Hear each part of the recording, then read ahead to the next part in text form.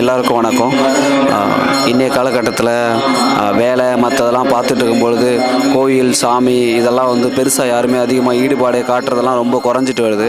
அப்படி இருக்கும் பொழுது மீண்டு வர்ற மாதிரி மறுபடியும் நம்மளுக்குள்ள ஒரு நம்பிக்கையும் நம்மளுக்குள்ள ஒரு மாற்றத்தையும் கொண்டு வந்தது இந்த பைரவர் கோயில் தான் அப்படின்னு நான் நினைப்பேன். ஏன்னா என் வாழ்க்கையிலையும் நிறைய மாற்றங்கள் நடந்திருக்கு. என்னடா பண்ணலாம் அப்படின்னு யோசிச்சுட்டு இருக்கும் பொழுது இங்கே வந்ததுக்கப்புறமேட்டு ரொம்ப நல்ல மாற்றங்கள் இருக்குது. இப்போ தொடர்ந்து வந்துக்கிட்டு இருக்கோம். அதனால் நிறைய மாற்றங்கள் ஏற்படுது. இப்போ பெருசாக நம்பிக்கை எதுவுமே இல்லாமல் இருக்கும் பொழுது இந்த நம்ம பைரவர் சாமி வந்து நம்மளுக்கு ஒரு பெரிய ஒரு அருள் புரிகிறாரு. இது மூலிமா கண்டிப்பாக நினச்சது எல்லாமே ரொம்ப நல்லா நடக்குது. அதே மாதிரி நீங்களும் வாங்க, உங்களுக்கும் உண்டான கஷ்டம் கண்டிப்பாக தீரும்னு நினைக்கிறோம். இதெல்லாம் ஏன் சொல்கிறோம் அப்படின்னா, பொதுவாக மற்றவங்களுக்காக சொல்லணும் அப்படிங்கிறதில்ல, நாங்கள் உணர்ந்து நாங்கள் அதனால் நிறைய மாற்றங்கள் பார்த்துருக்கோம்.